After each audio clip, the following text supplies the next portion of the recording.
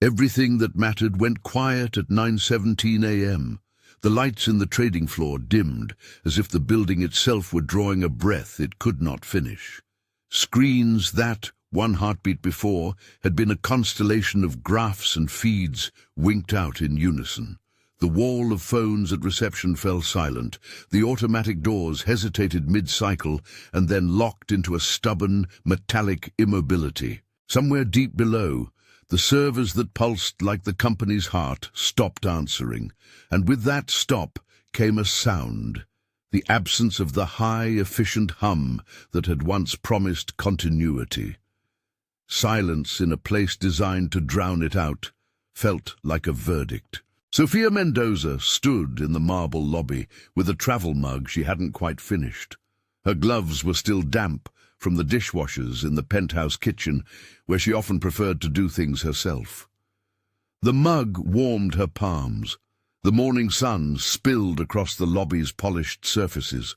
Richard Sterling's portrait presided from above the elevators like an ironic halo. She watched executives move through that space with all the practiced detachment of people whose days were measured in meetings and press cycles.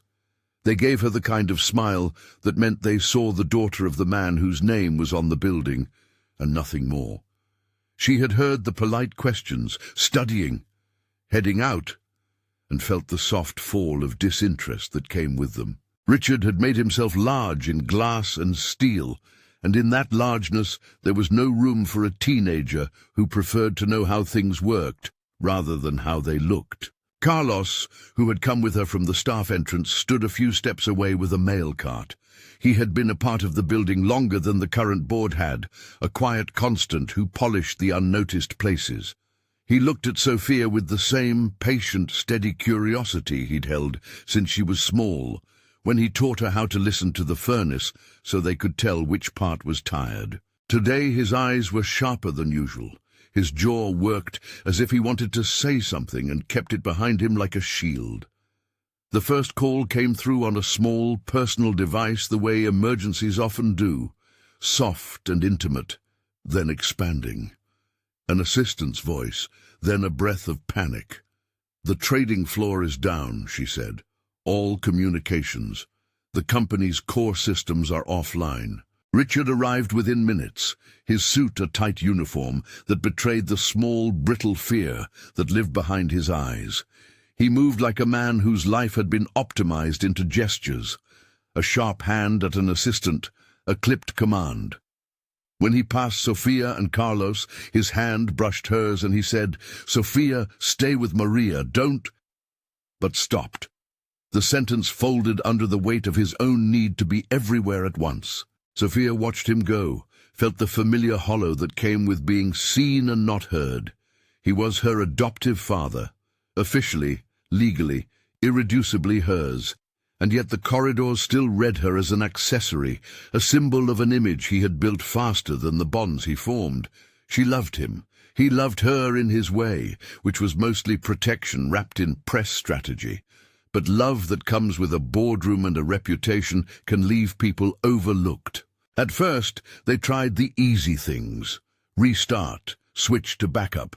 In a building full of redundancy, in a company that had spent fortunes to make sure power should never fail, the protocols were rehearsed breathlessly in executive suites. The outside consultants arrived in suits and with expressions that implied competence. They plugged cables into machines that refused to speak back. They reset panels, then frowned at logbooks. People who had always been able to throw money at a problem now found themselves throwing motions at a blank wall. On the server floor, technicians moved like medics in a war zone, hands efficient, voices low, fingers checking lights that didn't guide them. Cameras recorded faces pulled taut with focus. After 15 minutes, then an hour, the room smelled of coffee and the antiseptic tang of nervous concentration. Printers coughed without producing paper. The internal message board turned into a pale, frantic chorus of questions and assumptions. "Power glitch?" someone typed. "External attack," another guessed. The word floated and altered the room's temperature. Marcus Thompson, the chief technology officer, stood in the center of the chaos with the air of a man who had been waiting for a chance to show how decisive he could be. He was tall in the way corporate men are tall, broad-shouldered in interviews, narrower in compassion. He barked orders that sounded practical and decisive. He smiled in the right places and said things his peers liked to hear. When he passed the consoles and when he leaned into a terminal, his fingertips touched the screen as if claiming it. What no one noticed, or rather chose not to see, were the small adjustments, interruptions in flow that looked natural only to someone who wanted to look otherwise. Marcus stepping past a junior analyst station to check the logs. Marcus silencing a voice in a meeting that suggested a line of inquiry and then moving the conversation to his keyboard. Marcus congratulating an external specialist's assessment while privately obstructing a port that would have led to immediate recovery. He was careful. He was secretive by design. To the naked eye, he was a hero. To the only person who mattered for this morning, he was a shadow who tasted like menace. Sofia walked the perimeters of the official panic. She moved through the echoing halls with an ease that said she had done it before, or had at least been around long enough to never feel like a tourist in her own building. Where others saw glass and light, she saw the seams between them, the places instructions took to turn idea into function. She had learned to notice seams because Carlos had taught her, wiring in the kitchen, the centrifugal rhythm of boilers, the language of pulleys and switches. It was how she played when adults were talking about markets and mergers. While they argued performance projections, she listened to how things clicked together and apart. When the main alerting system failed to broadcast, she watched the security monitors and the door locks like someone reading a familiar book and finding a missing paragraph. She lingered at a station not assigned to her and listened to the technicians talk about backups that didn't exist in the ways they should have. Their language was full of assumptions. If the primary fails, the secondary should handle it. And when it didn't, their panic turned to accusation, and accusations began to sound like blame. Sofia found herself thinking of the small, patient fixes Carlos had taught her. Not in code, not in theory, but in attention. He had shown her that problems often announce themselves in the margins. An odd smell, a delayed tick, a light that lingered longer on red than it should. That was the sort of thing the executives paid lip service to in charity essays. It was not the kind of thing they bothered to look for in a crisis. She was not supposed to be in critical systems. She had no official title there. Her pass allowed access to public family areas and the occasional family day in the lounge. It did not lend her credibility. In the rooms where decisions were being made, her presence would have been ornamental, a brief narrative to be used in a press release. But the building had folded on itself, and the thing that men in suits prized, control, was gone. The gap between her and the people running the place had narrowed into a space where action mattered. The first block of the day closed, with the company's press officer drafting a statement and the legal team assembling to advise on the implications of silence. Richard was in a glass conference room, asking how quickly they could spin this. Marcus gently advised, "We stabilize soon, we control the narrative, we limit liability." He made it sound tidy. He made it sound possible. Sofia left the conference area on the pretense of grabbing a jacket. She went instead to the old maintenance elevator, where the buttons had been worn to a soft shine by generations of palms. The elevator smelled faintly of machine oil and lemon cleaner. Carlos was there, and when she told him she needed to get near the server floor, he didn't ask why. He had always known when it mattered. If you're rooting for the underestimated, stick around. He slipped her a simple courtesy pass he'd kept for special access. The sort of thing that belonged to people who had given a life to a building and had nothing to show for it but the right pocket. The pass opened a door with a patient click and led into the underbelly of systems, corridors taped with conduit, racks of blinking boxes, the smell of metal warmed by effort. Sofia moved like someone with permission even when she didn't. The server room was quieter than the upper floors. The hum had a thickness to it, like dense breathing. Consoles glowed like the eyes of nocturnal birds. She stood for a long time in the doorway, watching technicians who were starting to look less like saviors and more like people trying to keep something alive with only hopeful hands. She asked one of them, an analyst who looked to be younger than she was, if she could see the logs. He hesitated, then shrugged, the way someone does when they have nothing to lose by letting a teenager look at the things that now mattered so much. His hands were too steady, his voice too tired. What she found wasn't poetry, it was pattern. Time-stamped entries that repeated with a cadence that did not belong to a system error, but to manufacture. Little signatures left like breadcrumbs by someone who wanted to make sure a path could be traced if needed, or wanted to make a path that only someone with a certain viewpoint could see.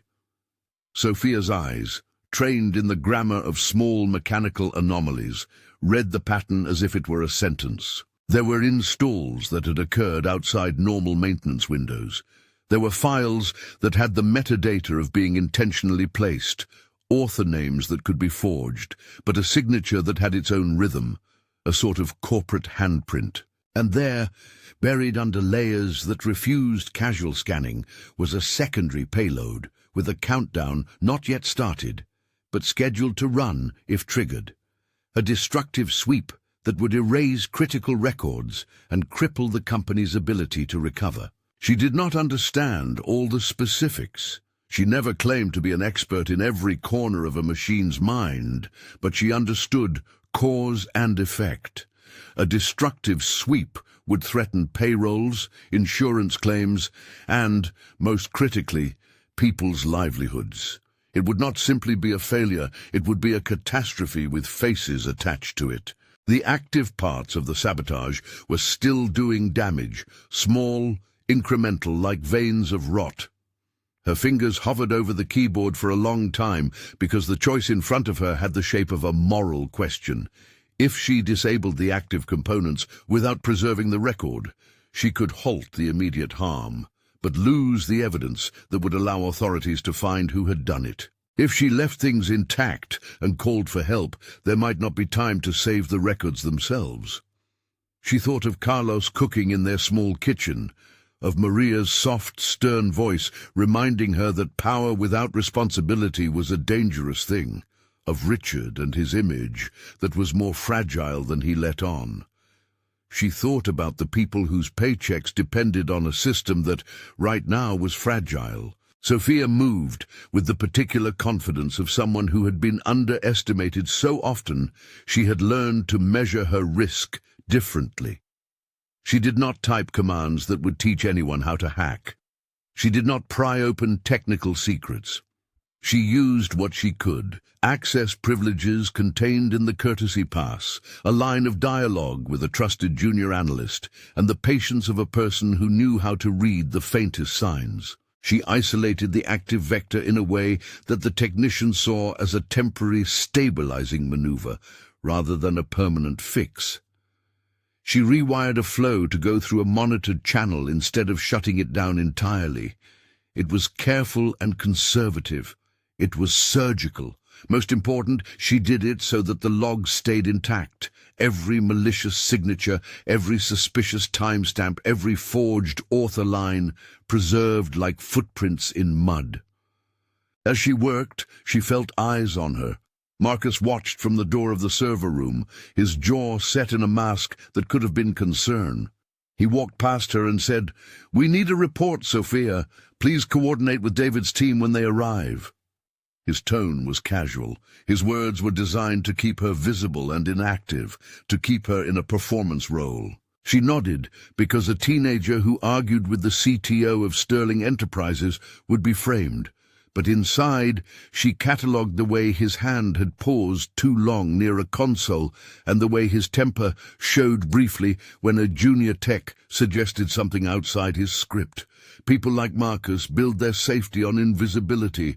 They manipulate confidence to create a moat around their ambition. Sofia copied a set of files to a secure drive she had kept in her bag for reasons she could never fully explain. An instinct from having been told her place too many times. She wrapped the evidence in a password only she knew and set a chain of redundancy. A backup to an encrypted cloud account she'd used for school projects, a copy hidden in a folder on an old laptop that had once been Richard's. It was not glamorous. It was not an expert's toolkit. It was a teenager's toolbox. It was enough. When she stepped out of the server room, the building felt stranger. The silence had grown thicker, as if it had found new ways to cling to the air. People clustered in small groups like birds that had lost their route. Conversations frayed into speculation. Marcus moved to take command of the narrative at the press podium. He spoke with the kind of calm that aimed to reassure and redirect attention to his competence. He praised the technicians, he thanked the outside consultants, and he promised a thorough inquiry. The cameras zoomed in on his face. The board members nodded. The legal advisors drafted lines that could be repeated ad infinitum. Sofia watched from the edge of the room as he performed stewardship and felt something tighten in her chest. Not anger, not exactly, but the brittle recognition of how the world used performance to cover truth. She thought about the people who would not see themselves in television statements, the custodial staff, the cafeteria workers, the junior analysts who had names and stories and rent to pay. If the system completely failed, those would be the faces who would feel it first. She could leave it to the seal of corporate process. She could, with the world expecting her to be silent and ornamental, walk back to the penthouse, put on a smile for a board dinner, and let the men in suits decide how to keep the headlines away from panic. She could let an investigation bleed itself out in press briefings until the urgency was gone. But the thing that made her stand where she did was not a desire to rebuke anyone. It was a refusal to be complicit in the erasure of people's lives because the powerful valued image more than people. That refusal sprang from Carlos, from Maria, from the cheap coat she had worn to school in a city that graded people by brands. It was the kind of indignation that is not loud but steady, like a metronome. Sofia found David Chen's name on a schedule note pinned to a whiteboard. He was a lead external tech specialist, someone the company had hired in the past for audits and emergency response. He was efficient and unflashy, with the kind of competence that made other people sleep figuratively at night. He was scheduled to arrive within the hour. Sofia did not trust the official channels to be swift enough. She walked to the emergency operations center, where the legal team had set up laptops like fortifications, and where Marcus kept his calm in the center of the ring. She requested a meeting with the head of security and a liaison from legal, under the ordinary pretense of being Richard's family. The pretense was true, and it gave her the one thing status could not: access without the friction of gatekeeping. She carried the drive pressed to her chest like a small talisman. In the quiet corridor that led to the operations room, she dialed Carlos and left him a whisper of the discovery and a promise that she would not throw the evidence away. He listened, then told her simply to be careful and to remember why she did it. His voice was steady. It was a compass. The corner of the operations room smelled like disinfectant and dread. The room hummed with the low frequency of people trying to put order on chaos. Richard came in, and his face went pale when he saw how small the responses looked on the screens. He did not see Sofia at first. Perhaps he was used to delegating her to the role of an image. When his eyes landed on her, they flicked between father and an executive who had to keep a composure. "Is everything under control?" he asked, and his mouth shaped the question as if it were a line he needed answered to maintain the world he had bought. "Not yet," Sofia said. The words were simple and kept no confession within them. She did not say she had preserved evidence. She merely said the truth as she saw it. But I think I see why it failed. Marcus smiled with the practiced sympathy of a man who wanted credit for being included. "We have external specialists arriving," he said. "We're doing everything to contain this." Sofia glanced at the security officer near the door, then at the array of senior executives. She made a choice. She would not be the person who stood on the sidelines and let the company's recovery be used as a stage for those who had contributed to the harm. She would not be the daughter whose role was to appear in campaign photos while workers were left to pick up the pieces. She laid out what she had: the preserved logs, the evidence of installs at odd hours, the metadata that suggested deliberate placement. She described the dormant payload with the cautious language of someone who did not want to incite panic, but could not ignore risk. Her voice did not tremble because she was not frightened by confrontation. She was frightened by the idea of people losing their livelihood and no one being held accountable. There was a pause that felt like a held breath in the room. Richard's face, older than it had been an hour ago, sharpened into something like regret. Marcus's expression, practiced and polite, closed like a trap. "We can't make accusations without chain of custody and a formal investigation," the legal advisor said. Her words were right in the clause-heavy way lawyers speak. They were also perilous because they could be used to slow action. "I preserved the chain," Sofia said. "I left every log intact. I disabled the active vector temporarily. The trail is preserved. We can prove this." Marcus's jaw tightened. He interjected with calmness that edged into a dismissal. "We cannot allow unvetted artifacts to be treated as evidence. Procedures exist for a reason." Sofia felt the room tilt like someone watching a brittle dome crack in place. "We are running out of time," she said. "If the secondary is triggered, people will lose more than data." It was the plea she had rehearsed in 1,000 private arguments without the words. Someone reached for the phone to call law enforcement. The board looked at Richard, waiting for him to lead. He looked at his company, at his brand-made flesh, and for a second he was small. Then he moved with the practiced calculation of a man who had to find stability in the chaos. "Call them," he said to the head of security. "Call whoever you need. We will launch a formal investigation." It was the kind of statement made for cameras as much as for consequence, but at least it was a door opening. The formal part of the room moved like the measured clicking of gears. Marcus suggested a PR script meant to limit fallout.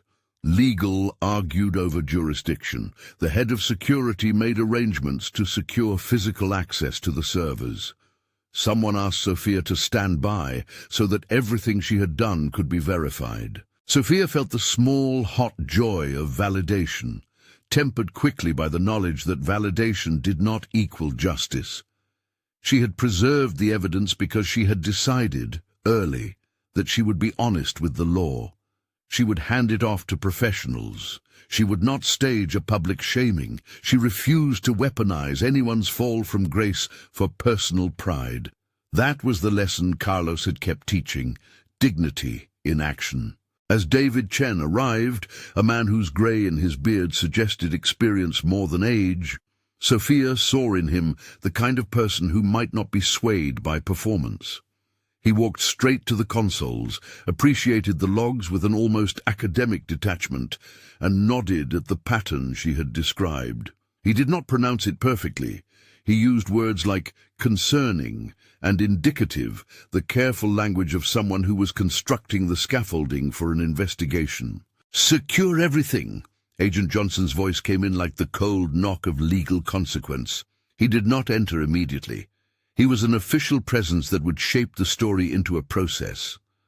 Someone from the department, details to be filled, would want to see the chain of custody preserved, he said. The company would need to cooperate. Sofia breathed out. She had not expected law enforcement to arrive like a knight.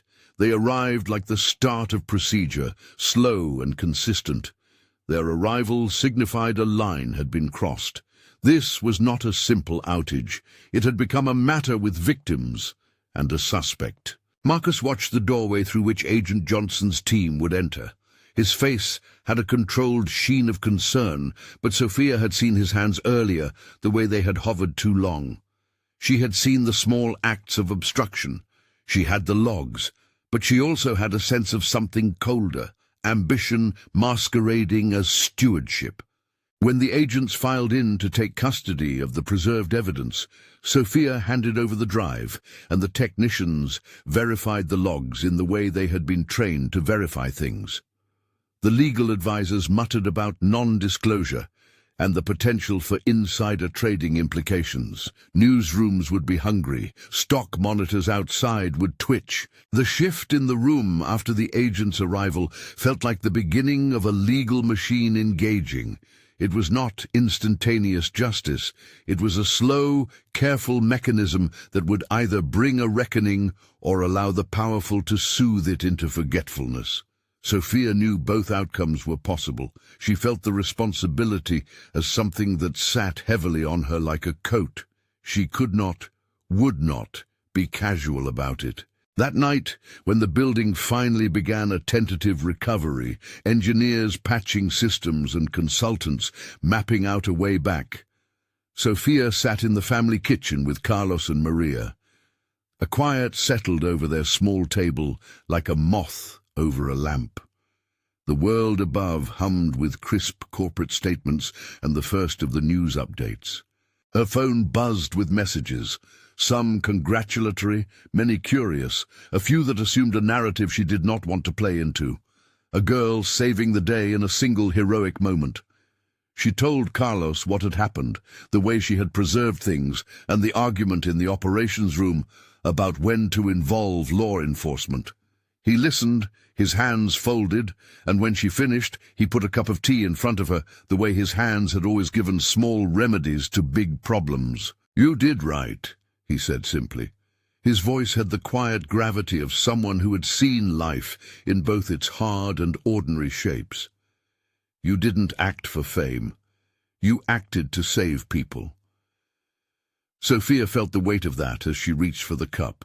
She had wanted to be seen as more than an ornament. She wanted to be useful. She had wanted to be counted when it mattered. The building outside still wore its glass like a mask. The world outside still moved to rhythms she did not choose. The next morning, the company issued a statement that danced around specifics but admitted to a malicious internal disruption. Marcus held a press conference in which he struck the notes of contrition and competence. He positioned himself as someone who had devoted his life to the company's resilience. The headline makers liked that version because it made the crisis a test of leadership rather than a symptom of betrayal. Sofia watched the press cycle with the wary relief of someone who had handed a burden to a process she could not fully control. She kept hearing Carlos's voice, dignity in action. She kept seeing the server room's pale lights and the preserved log files like a sacred, stubborn thing. But things rarely resolved this quickly. Marcus's smile on camera had a different taste than his smile in the corridors. In private, he had called a few managers together and suggested an internal narrative that would favor technical glitches and learning opportunities.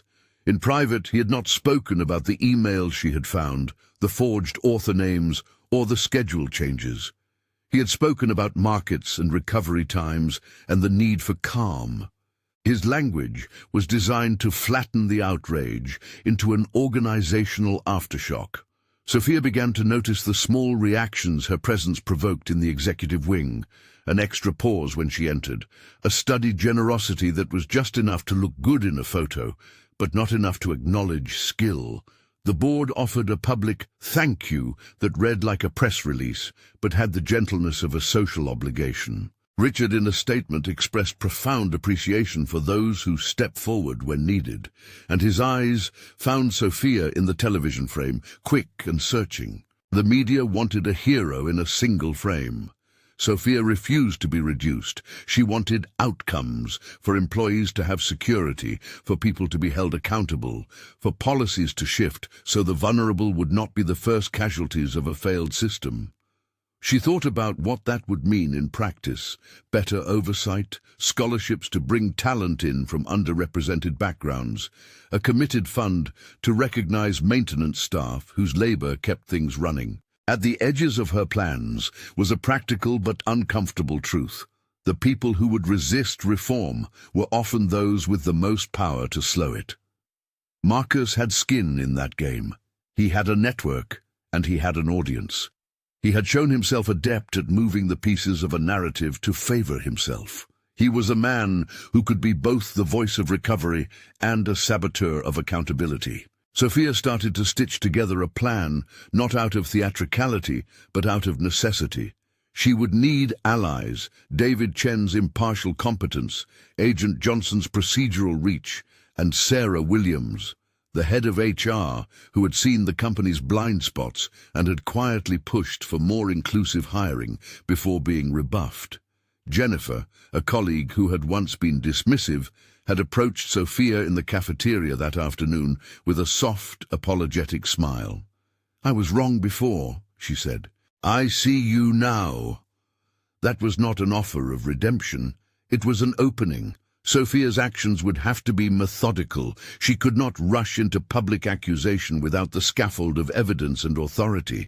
But she also could not let the story cool into the kind of bureaucratic steam that would dissipate the heat of attention and allow the guilty to slide away. In the years she had been ignored, she had learned that the middle ground between silence and spectacle was a narrow one that required both patience and courage.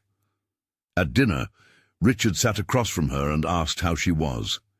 His voice had a softer cadence in private, a misstep that revealed how he managed affection, like a contract he was still negotiating. "You did something brave," he said. "You helped more than anyone knows." She accepted the compliment with the caution of someone who did not want gratitude to become the coin for abdicating responsibility. "I did what I had to," she said. "People depend on this place. That's why we can't let it be stitched back together without making sure it's safe." He looked at her with the small, private tenderness of a man who had built empires and found the cost of some of them unbearable. "We will make it right," he promised. He meant to reassure. Whether he meant to commit was a different thing. The night before she intended to hand the preserved evidence to Agent Johnson personally, Sofia sat at her desk with the drive on the grain of the wood. Outside the penthouse, the city spread in flecks of light like a field of possible futures. The drive was not just data, it was a hinge. It could pivot the company toward accountability or be trapped in legal limbo. Her fingers traced the edge, and she thought of Carlos and Maria, of the janitorial staff who had cooked meals for her at closing time when she studied for exams, of the analyst who had shrugged at her request in the server room, and of the people in the cafeteria who depended on that pay for rent. She had not expected to be the one to act. The world had configured itself so that the people with power could deny responsibility while the powerless felt the fallout. But she had also never been comfortable with the idea that proximity to power meant permission to be invisible. The truth of her position was complicated. She was the billionaire's adopted daughter and therefore visible, and at the same time she was underestimated in every room that mattered. She thought about the way Marcus had smiled earlier. She felt certain of one thing: if the logs traced back to him, the company could not ethically continue the same way. She thought of the scholarship she wanted to propose, the changes in hiring practices, a fund for maintenance staff. The reforms were not grand or revolutionary, they were practical, the kind of stitches that might make the next rupture less lethal. The next morning dawned with a thin rain that made the world feel newly honest. Sofia left the penthouse with the drive in her pocket and a plan. She would meet Agent Johnson in a neutral place, hand over the evidence, and make sure everything was in the hands of people trained to pursue the truth. She would make clear that her intention was protection, not spectacle. She would show the logs and the chain of custody and ask for the investigation to be thorough and public. As she exited the secure garage, a figure stepped from the shadows near a company vehicle. It was Marcus, unexpectedly early. He smiled in a way that had nothing to do with warmth. "Sofia," he said. "A moment?" Her stomach tightened, an animal's quick warning. "Is something wrong?" she asked, keeping her voice even. "You're doing something risky," he said. "You really think involving the feds is the only way? Think about the people who will be hurt by uprooting everything. There are better ways to handle this." His words were deceptively gentle. They were a quiet appeal to fear, the fear of instability, the fear that a public scandal would harm workers. Sofia looked at him and felt the truth of their positions like a weight. He asked her to trust the institution he had been sitting inside and shaping. She had seen what he did when no one watched. "I'm not looking to hurt people," she said. "I'm trying to keep them from being hurt." Marcus's lips thinned. "It's more complicated than that. You don't want to see what chaos can look like." She straightened. "I do," she said. "That's why I want this handled properly." He studied her for a long beat, then stepped back. "Be careful," he said, as if that were counsel rather than a warning. She walked on. When she reached the agreed meeting point, an austere room in a government building where echoes made decisions sound final, Agent Johnson sat behind a small table, a stack of forms, and a careful face of someone who had seen too many people rush to judgment. He listened as Sofia told him everything she could without turning her account into a confession. She handed him the drive and the backup copies and described the chain of custody. She insisted that the technicians who had been in the server room confirm her actions. He nodded with the sort of gravity that came from an apparatus that did not need drama. It needed truth. "We will open an inquiry," he said. "We'll need to take statements. We'll need the forensics lab to image the drives. We'll secure the chain of custody." It was not heroism in the way the tabloids would later describe it. It was the slow, patient work of law. That was what she wanted, a methodical investigation that could withstand scrutiny. She did not panic for the cameras. She wanted justice that looked like paperwork and patience. On her walk back to the company, the rain had stopped and the air was clean in a way that felt like a reset but wasn't. She thought of the decisions to come, questions about how to prove guilt in a world that often obscured it, about whether the company would accept reform or close ranks. There would be legal battles, public narratives, personal reckonings. She pushed open the heavy glass doors of the lobby and found the building quieter than the storm that still sat in the air. Cameras angled in the foyer like eyes. A janitor she knew waved, and she nodded. Maria sat at a bench with a knitting bag in her lap and smiled when she saw Sofia. "You look tired," Maria said. "I am," Sofia replied, "but I feel like something might actually change." "Change is slow," Maria said, "but it starts with people like you who won't let it be swept under a rug." Sofia thought of the room where they had found the logs, of Marcus's practiced concern, and of Agent Johnson's paper forms. She felt the tilt of a world that refused to remain static. She did not know what would happen next. She only knew she had taken a step that could not be unmade. At the edge of the elevator bank, an alert on a small screen blinked a single, sharp notice: System Integrity Check, scheduled for 48 hours. A line beneath it read, "Secondary Verification Pending." Sofia's throat tightened.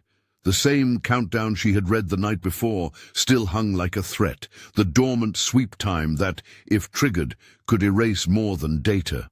She had preserved the evidence. She had involved the authorities. But evidence and investigation were not the same as immediate safety. She tucked the train of the thought away and walked upstairs, toward the rooms where decisions were made. Outside, the city moved in the indifferent optimism of people who expected their services to function without noticing the hands that kept them going. Inside, somewhere between polished glass and unglamorous conduit, someone in a room not her own watched the news and smiled in a way that meant victory meant more than getting a job title. Marcus had found allies before. He would find them again. Power, when properly stored, can smooth over the most inconvenient truths. Sofia felt the weight of that, and with it, a narrowing of focus. The next 2 days would be crucial. The investigation would need time. The potential payload had to be addressed without destroying the trail. She had preserved the logs. She had involved an agent. Now she had to wait in the way that people do when waiting is the only tool left, leaning not on her name, but on the truth she had preserved. When she reached the penthouse, Richard was on the phone, a tight voice negotiating some unspecified rescue of the company's public image. He ended the call and folded himself into the small silence of the penthouse as if it were another thing to control. For a moment, he simply stood by the window, hands flat on the glass, watching the city fold into late afternoon. The skyline didn't change. The building still wore his name. But inside, something fissured that no press release could neatly seal. Sofia set the drive on the kitchen table beside a half-finished cup of coffee and watched him from the doorway. There were questions she wanted to ask. About how much he knew, about whether he would stand with the investigation no matter the fallout, but she held them like loose notes she wasn't ready to play.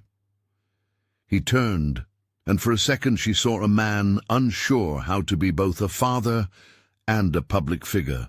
"We will weather this," he said, the sentence honed until it could be used on camera and at home. "We'll be transparent."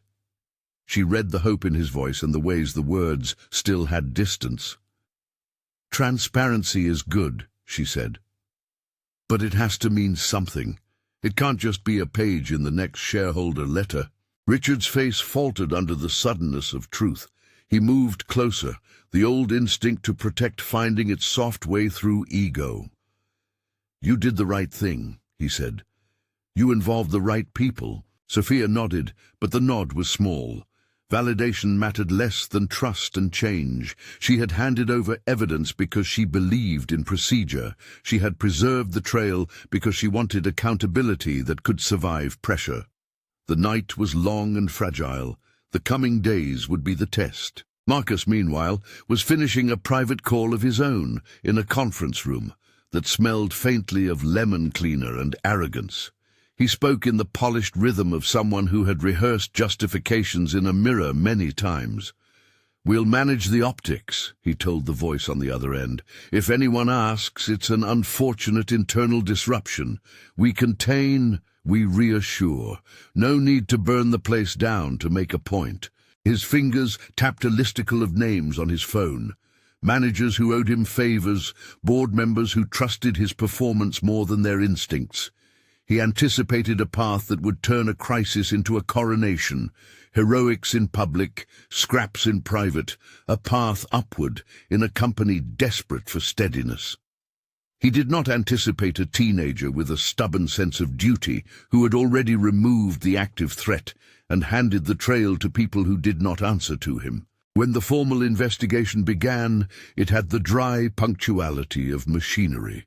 Agent Johnson arrived with a quiet formality, a team of forensic technicians in tow, and began the methodical work of imaging drives, cataloguing timestamps, and interviewing witnesses.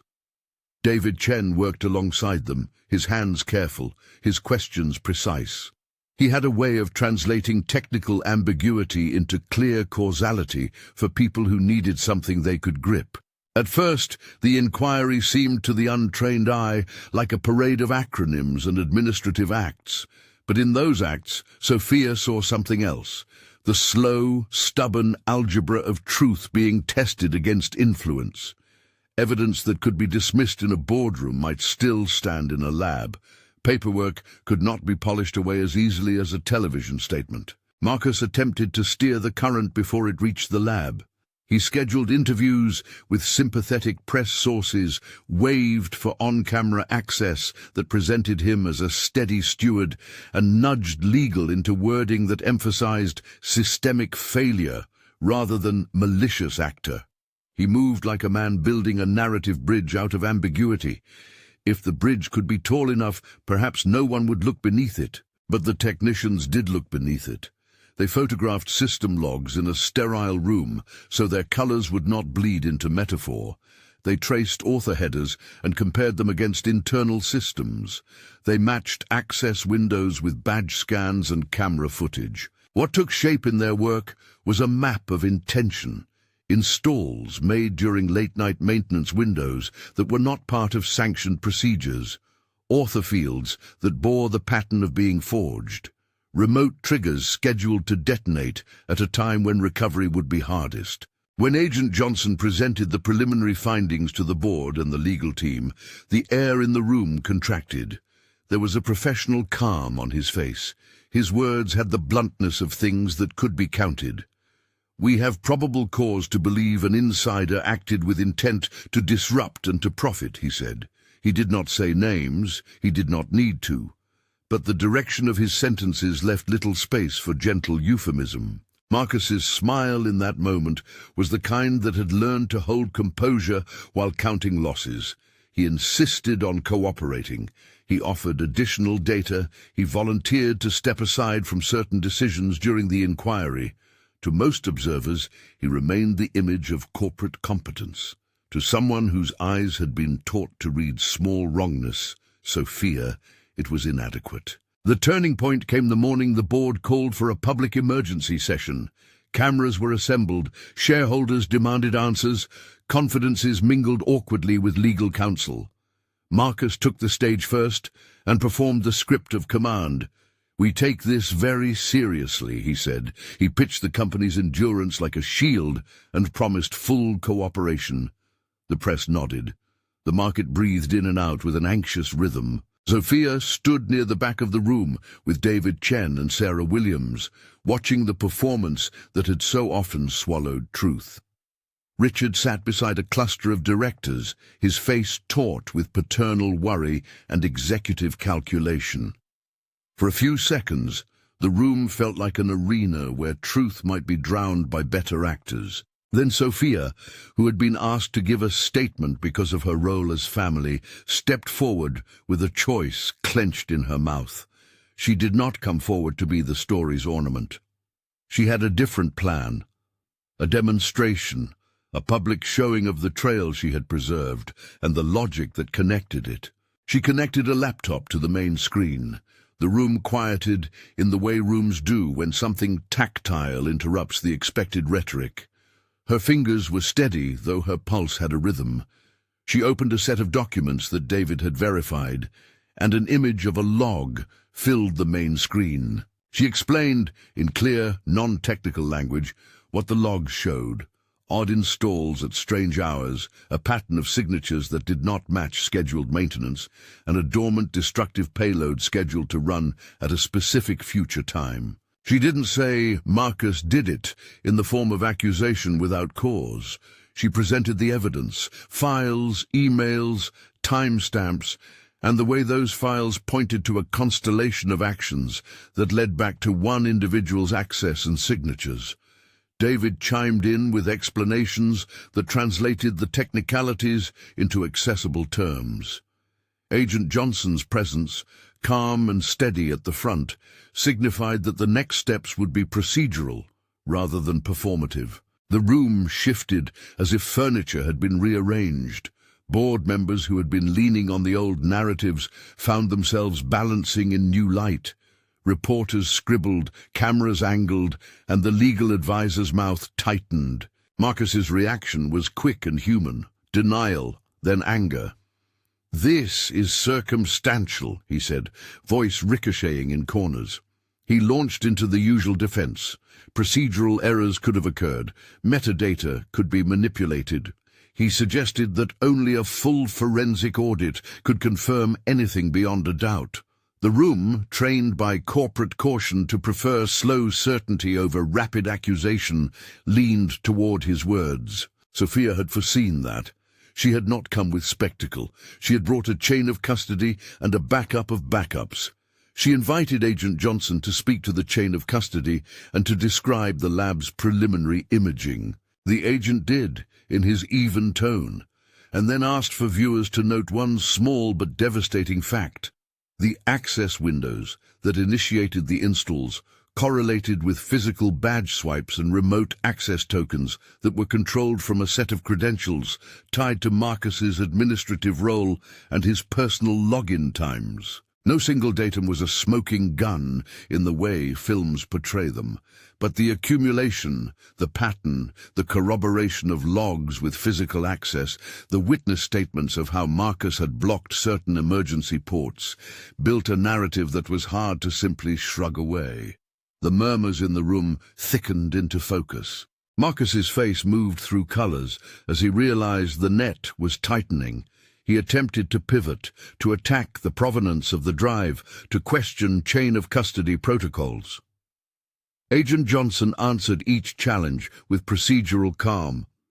"You have the right to counsel," he told Marcus when it was clear his words were attempting to stall. "But we will follow the evidence."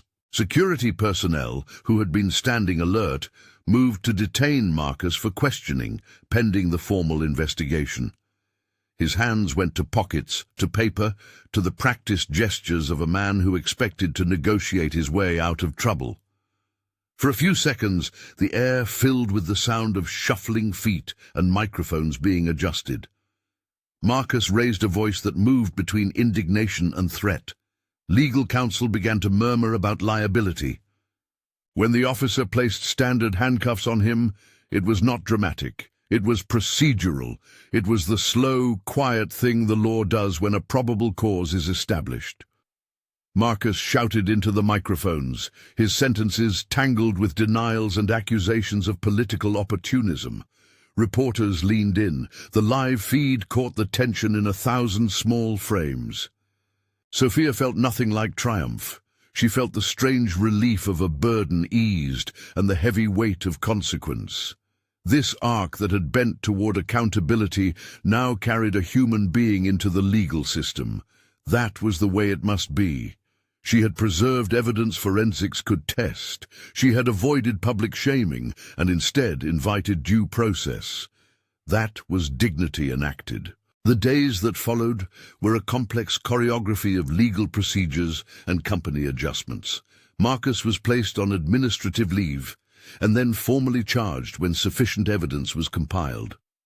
Agent Johnson's team continued to work with federal prosecutors. The company cooperated publicly, not because it always found doing so easy, but because the evidence made obstruction impractical, and because Richard's insistence on protecting lives had become, at least outwardly, an ethical imperative. Inside the company, changes happened like threads being pulled through a dense fabric.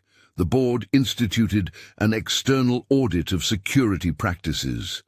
An independent oversight committee was appointed. Scholarships and apprenticeships funded by the company were announced.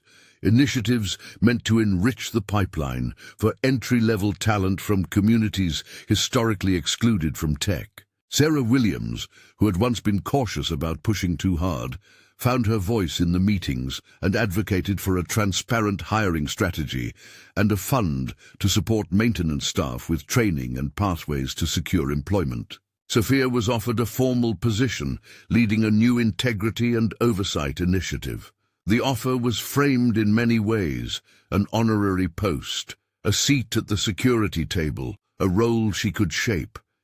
It was recognition, and for the first time her presence at meetings was not ornamental. But she thought about what would be most useful, a role that combined oversight with practical apprenticeship programs, one that ensured the people who kept the company running were included in decisions about its safety. She negotiated not for prestige, but for structure.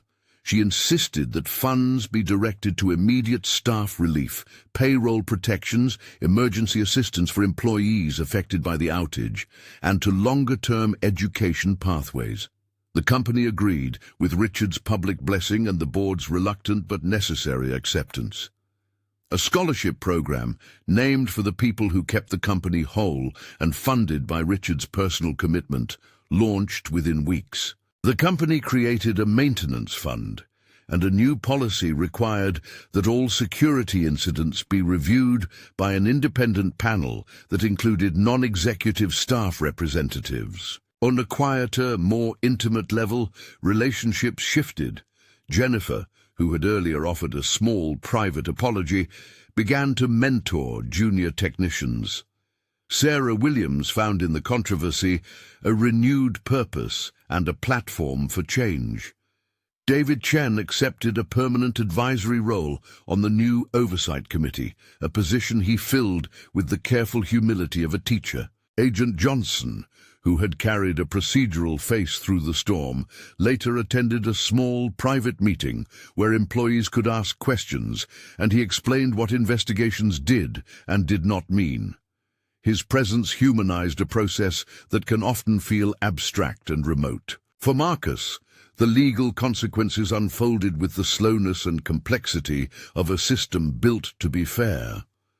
Arrest did not equal final judgment. Charges carried the weight of evidence gathered in labs and corroborated by paper trails. The law took its measured steps: search warrants, depositions, and court dates. In public, he fought narratives that painted him as a monster. In private, he consulted counsel. The company terminated his employment for cause once evidence and HR process allowed it. It was not the spectacle of vengeance. It was legally the natural result of accountability.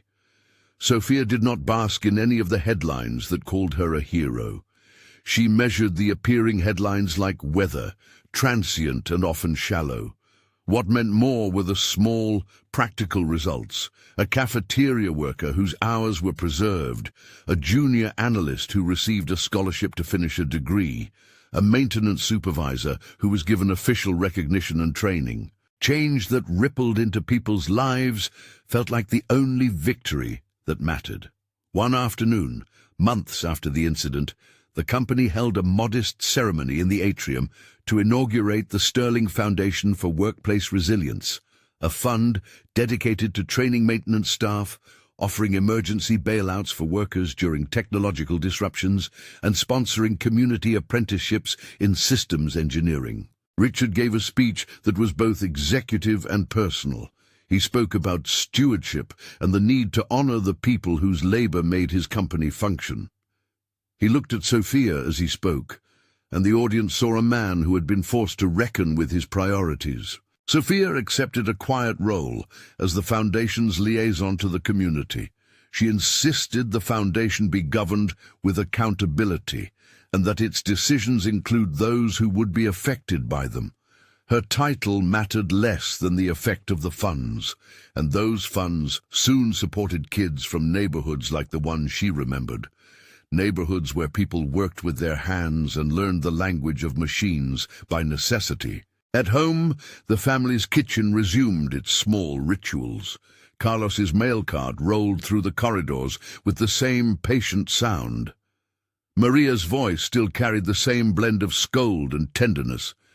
On a night when the city outside washed itself in rain, they sat around the table and ate stew, discussing small things like the price of winter coats and big things like the ethics of power. "You change things," Carlos said, "not as a grand claim but as a recognition of work done."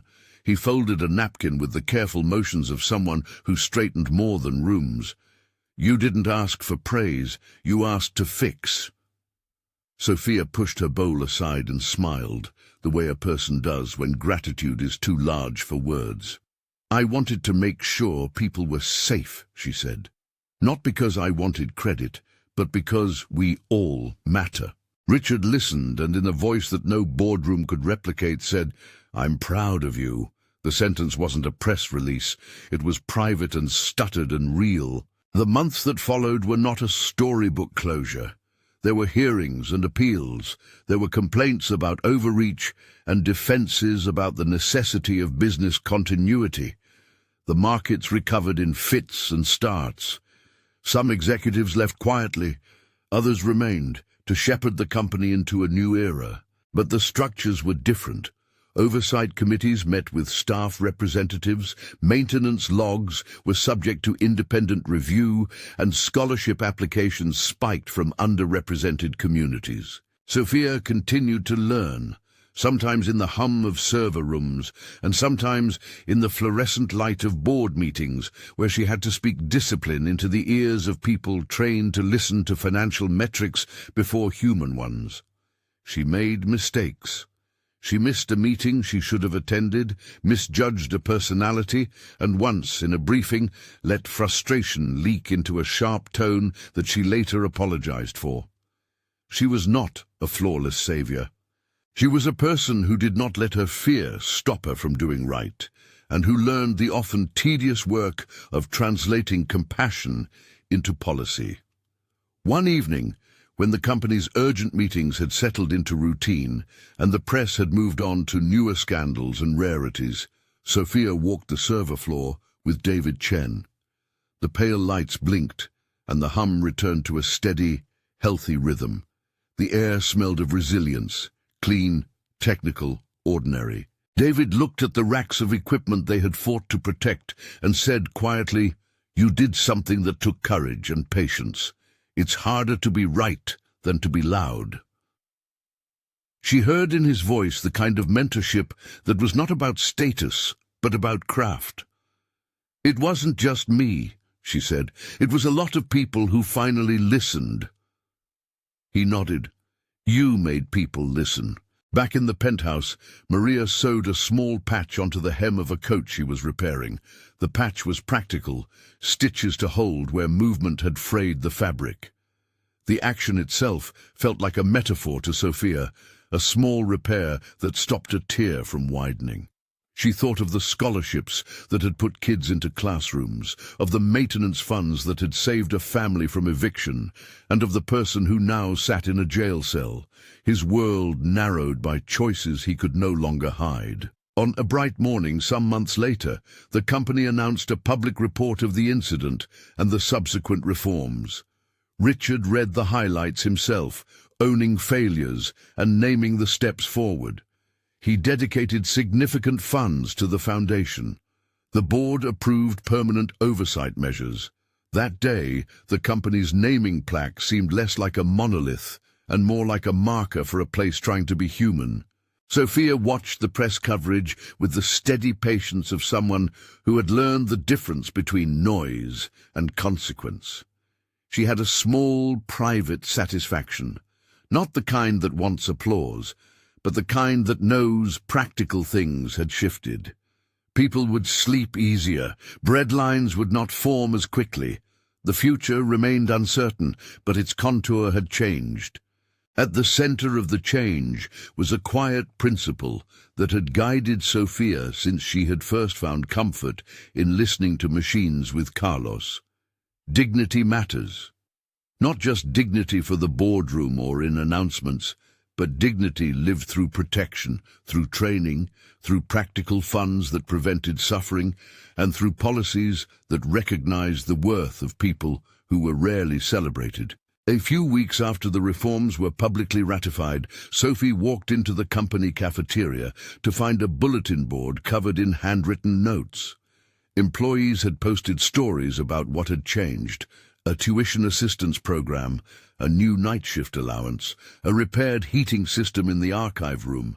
The notes were small testaments to the consequence of insistence. She sat down with Carlos and Maria and ordered coffee.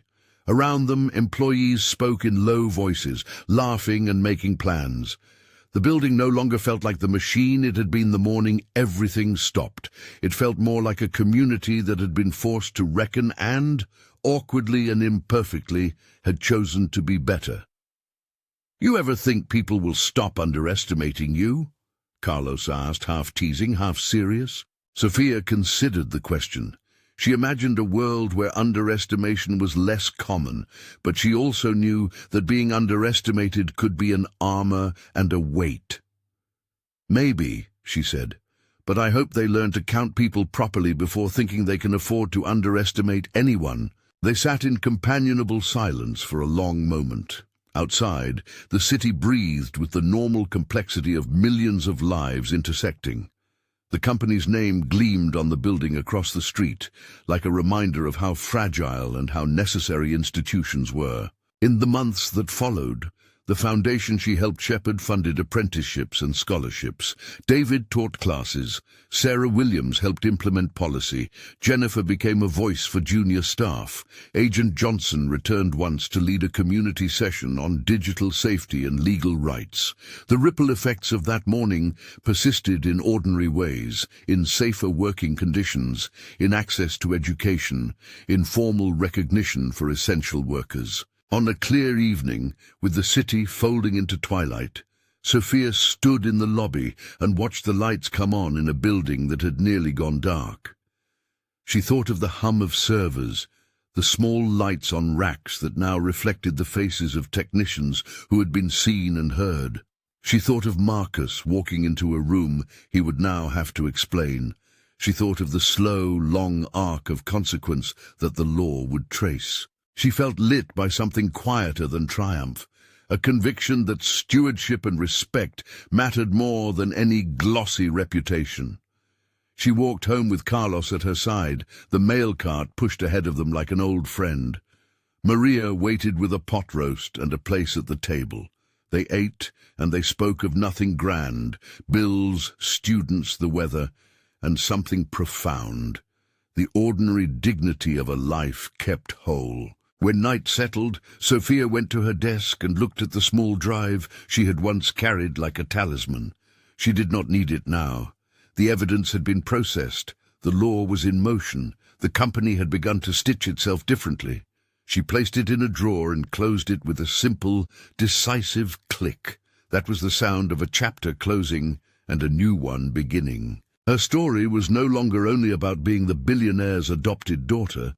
It was about being someone who refused to allow power's image to eclipse the lives it touched. It was about the humility of taking care of people, and about the slow work of changing systems from within. Outside, the building's name shone like it always had. Inside, the rooms were quieter, not because the problem had vanished, but because people were paying attention in a different way. That vigilance, she understood, was the most durable kind of safety. If you believe dignity matters, pass this on.